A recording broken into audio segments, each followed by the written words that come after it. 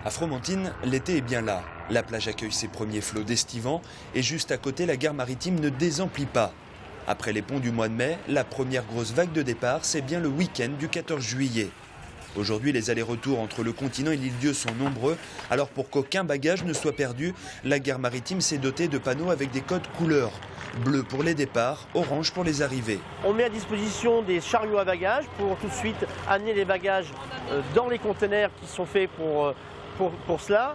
Et donc ne pas se tromper entre les bagages départ et arrivée puisque les bateaux se croisent. Avec 60 000 passagers en juillet et 80 000 en août, réserver sa place pour la traversée s'impose. Au guichet, on est paré à toutes les demandes, même si aujourd'hui la météo facilite bien les choses. C'est très important quand il fait beau. On a moins de monde déjà dans le hall, moins de bruit, on est plus serein, les gens sont détendus, ils ont la plage à proximité. Donc quand il faut attendre le second bateau, il n'y a pas de souci. Nous sommes à quelques minutes de l'embarquement. Les passagers font pointer leurs billets. Les marchandises sont-elles embarquées selon des plans de chargement très précis?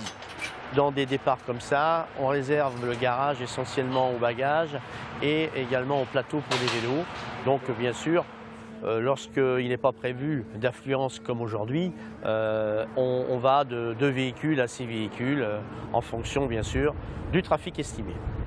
Aujourd'hui, c'est l'ensemble de la flotte de la compagnie qui est sortie. Les 2 navires à grande vitesse, le Pont-Dieu et le Châtelet, et leurs 430 places chacun, ainsi que le caboteur mixte, l'Insula Oya 2. C'est 250 places passagers et c'est 150 tonnes de fret. Aujourd'hui, on a 7 départs de Fromentine, autant de l'île-Dieu, bien sûr. Une journée comme ça brasse jusqu'à 2000 personnes.